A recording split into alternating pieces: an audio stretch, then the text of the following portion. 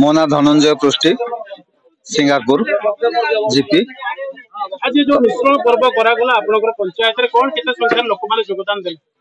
आज जो मिश्रण पर्व सिंगापुर पंचायत अनुष्ठित है एथिरे सिंगापुर बहु लोक बहु जनसाधारण से बीजेडी हो बा कांग्रेस हो बा कम्युनिस्ट पार्टी हो जेकोसी दल मत निर्विशेष आज से माने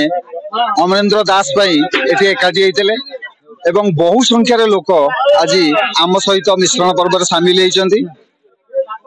कोन अनुकोण लोक आसिकिनी ए सभा माध्यम आज आम पाखे पहुंची आमर साहस जुटाई अमरेंद्र दास अमरेंद्र दास भोट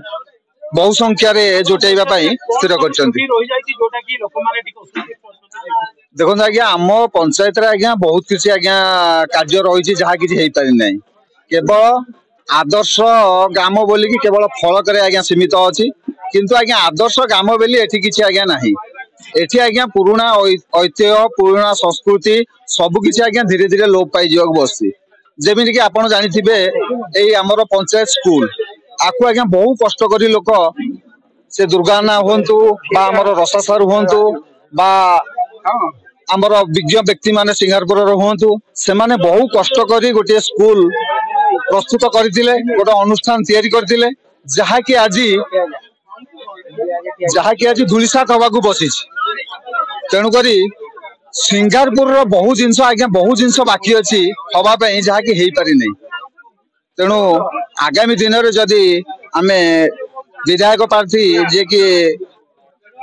अमरेंद्र दास बहु संख्यार आम विपुल परिमाण जितेकी आणबू एवं सिंगापुरवासी बहु आशा रखिंट जे अमरेंद्र भाई आमर विधायक आसबे एवं आम सुख दुख सामिल हेबे। सुदर्शन बेड़ा सिंगापुर पंचायत नहीं भल मिश्रण पर्व बहुत लोक होते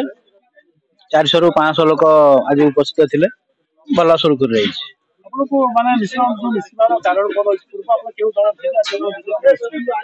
आगुरी कांग्रेस थी बर्तमान कांग्रेस नेता कहीं ना जगतसिंहपुर तेणुक आम बीजेपी सामिल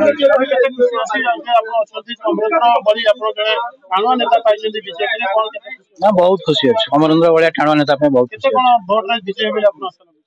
40 ରୁ 50 हजार भोट अमरेंद्र जीतबे। मो ना संजय कुमार साहू घर सिंगापुर जिला जगतसिंहपुर